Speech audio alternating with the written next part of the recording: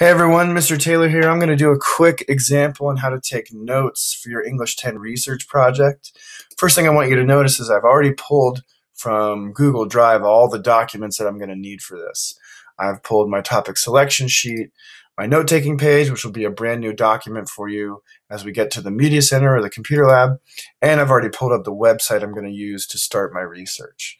All right, quick note here, don't forget on your topic selection sheet, we have listed all 6 databases and the passwords necessary to get into them if you're working from home. So don't forget about this at the bottom of your topic selection page. As far as the note-taking page goes, you can see here you've got 5 columns. The first thing you're going to be doing with your research is just copying and pasting it into this worksheet. Then you'll be restating this information or explaining its importance in your own words. Over here, you'll just quickly categorize what kind of information it is. This will be especially important as you start ranking your information for importance as you write each part of your report.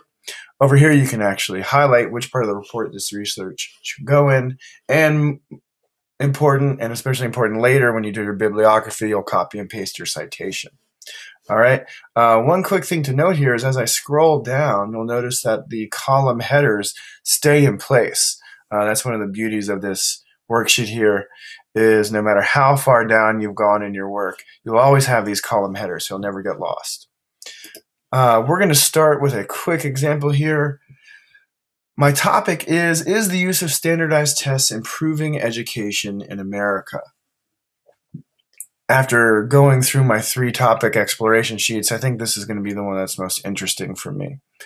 And I'm actually going to start today not with pros and cons, which is really what you get to first on this website, but I'm going to start with background. Quick note here, you'll see I've highlighted some stuff already. I used the highlighter extension before I started this video, something you might want to play around with too as you start doing your research.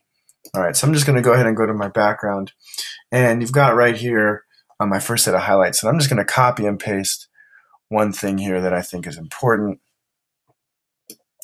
And let's take this on over to my note-taking page. All right, so one thing to note here is for whatever reason, this Google Doc does not like copying and pasting and keeping that format. So once you've highlighted it in this line, you'll see you've lost a lot of the text. So just go here, click on that first line, hold down Shift, click the last line, and then click this Merge Cells box. All right. Couple other things, if you've used the highlighter tool, you can just go ahead and get rid of the yellow color, and you'll click Format here and click Wrap Text. That'll keep all of the text in the box for you. All right. If that went a little fast, just rewind the video and watch it again. All right. Next thing I'll do is I'll just type real quick why I think this is important.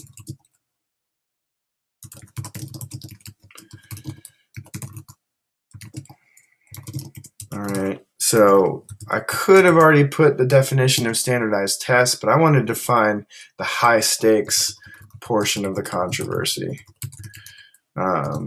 This is really what my report's going to be about.